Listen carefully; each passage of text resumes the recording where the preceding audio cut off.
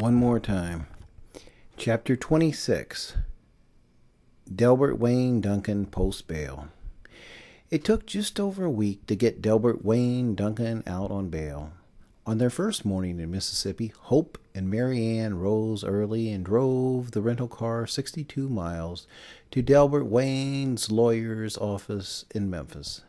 There, Hope signed dozens of forms and procured more paper to prove that her assets were legitimate and that she and her husband were indeed lottery winners. Delbert Wayne Duncan's lawyer was a 57-year-old pudgy man named Donald McGee. He had salt and pepper hair and a gray walrus mustache, and older people sometimes mentioned that he looked like Captain Kangaroo. Apparently, Delbert Wayne Duncan had already paid him because legal fees were not discussed. But Counselor McGee warned Hope that federal bail proceedings could take a while, and he asked her to wait patiently at her RV camp, and he would call her daily to update her on the situation. The gears of justice turned too slow for Ray's liking, and on day 3 he took David Hunter Duncan with him to look at motorcycles he had seen advertised on the internet. He test rode a clean 5-year-old BMW with 12,000 miles on it, having brought along his own helmet and a wad of cash. The owner was practically giving it away, but Ray talked him down $800. He paid cash for the keys and the title, and on day 4 he raced back to Houston, leaving Mary Ann to entertain the Duncans and ultimately drive them home. On day 5, Hope and Mary Ann were able to briefly visit with Delbert Wayne Duncan at the Shelby County Jail. There, Hope sat on a wobbly steel-grated stool and lip-synced to her son through a Lexan sheet that had grown rich in its collection of palm sweat and saliva. The phone did not work at this station, and Hope tried hard to politely introduce Mary Ann to her son without shouting so loud that it would drown out her neighbors' conversations. Mary Ann shifted her weight from foot to foot and waved to Delbert Wayne, who smiled and slowly and deliberately lipped, "I am pleased to meet you, and thank you for visiting me," as he pointed with both hands. The efforts at conversation grew frustrating, but both parties stayed for their allotted 15 minutes. At the conclusion of the assembly, Hope wiped the Lexan with her sleeve, and she pressed her lips to the screen to simulate a kiss. She walked out of the building with a forced grin and with her head held high. "These cocksuckers will never see my tears," she whispered to Mary Ann. When they got back to the Toyota, the floodgates opened, and it took Hope a few minutes to compose herself well enough to drive. Because of his probationary status back in Texas, David Hunter Duncan made no effort to visit his son. He spent most of the day marveling at Ray's imagination and workmanship in customizing the Winnebago. Ray made every effort to make the cabin look and feel spacious. This was important for a tall man with a roly-poly wife, but Ray had also succeeded in securing comfort for his guest as well. He had added an extra toilet equipped with a pneumatically enhanced flush and exhaust fan.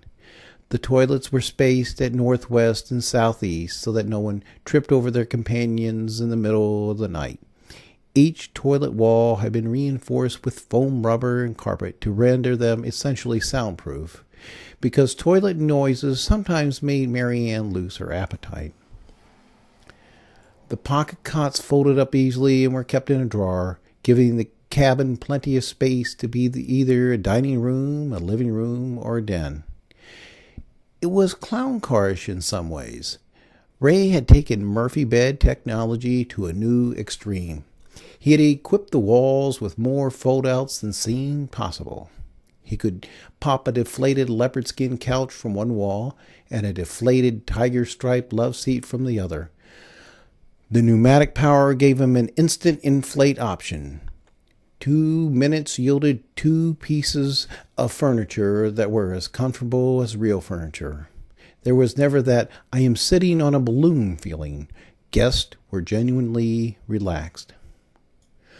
What impressed David Hunter Duncan the most about the Winnebago was Ray's sound engineering. He had outfitted at least a half-dozen high-res TV pewters.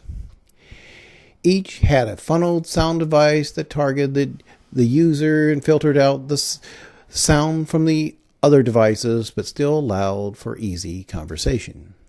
It was like talking over one low-playing TV instead of 4 loud TVs. The magnum opus in Ray's sonic wizardry was the nocturnal ambifilter. It was designed to specifically mask snoring and other bodily sounds, while only marginally affecting the slumbering's ability to hear cell tones, alarm clocks, smoke alarms, and doorbells, all performed to the backdrop of rain and crickets and spring peepers. A lot of people had purchased the ambifilter, but it usually took a lot of tinkering to make them work right, and there had been a lot of disgruntled customers. Ray had his model working with surgical precision. David Hunter Duncan spent most of his time talking to Hope and Mary Ann and talking to Jim Garfield and Ray and Glendale Woods on the phone. He watched NASCAR highlights and motorcycle drags on the many TV pewters. All the while, his only surviving son was on his mind. He had already lost a son and a daughter, and he and Hope could not weather any more grief. At times he felt helpless, and other times he reminded himself that he had options at his disposal, that he had ideas that he had never put into action. He reminded himself that his entire life was a war with the bludge in preparation for more war with the bludge. I fought the law and I won most of the fights. Soon he would be fighting the rubber match. With each breath he inhaled the gravity of the situation. On day 8, Delbert Wayne Duncan was released on bail with pages and pages and pages of instructions. He had to wear an ankle bracelet and remain under house arrest in his own home. He instructed Hope to drive Mary Ann and him to the homestead, and told his father to meet him there and to bring protection. It was 2 p.m. before the rental Toyota rolled down the Duncan driveway where David Hunter Duncan waited in the Winnebago parked on the lawn. Father and son hugged, and Delbert Wayne Duncan turned brusque. "We don't have a lot of time. Is everyone protected?" They all nodded. "Okay. They will send a county Mountie to check up on me. When he sees me, he'll call his friends, and then they will arrive to torture me till I tell them where the money is. Once I tell them, they'll kill me." Delbert Wayne Duncan let the words sink in. Jennifer Dolores Dunn took all the pictures and all the personal stuff. They can have everything in the house. I'm going to dig up some money, and then I'll give it to you to take back to Texas. David Hunter Duncan offered to take his son back to Texas and hide him out in luxury, but Delbert Wayne shook his head. "Let me do what I came here to do, and then I'll call an ambulance and tell them I'm having chest pains." David Hunter Duncan argued, but Delbert Wayne cut him off. "Daddy, I had plenty of time to think about this. I'm going to check myself in the hospital so they can't kill me. Then I'm going to ask McGee to return me to lockup. I am dead if I stay here." With that, Delbert Wayne turned and sprinted to the tool shed. There he grabbed a spade and he darted into the woods. 15 minutes later, he barged into the Winnebago, lugging a plastic bag with $230,000 in Ben francs stuffed under his shirt. Mary Ann stashed the cash in a secret compartment, and Delbert Wayne returned to the woods. To David Hunter Duncan, his son never looked better. At 28, he was at his peak. What a fine young man. He always had what some people called strawberry blonde hair. It was a mix of red and blonde, but Delbert Wayne's hair always seemed to change colors. It would look red and then blonde and then both. He had a thick beard that sprouted every natural shade of human hair and usually looked like an oversized mane. With his jail-cut hair and his 5 o'clock stubble, he looked like a lesser imitation of himself.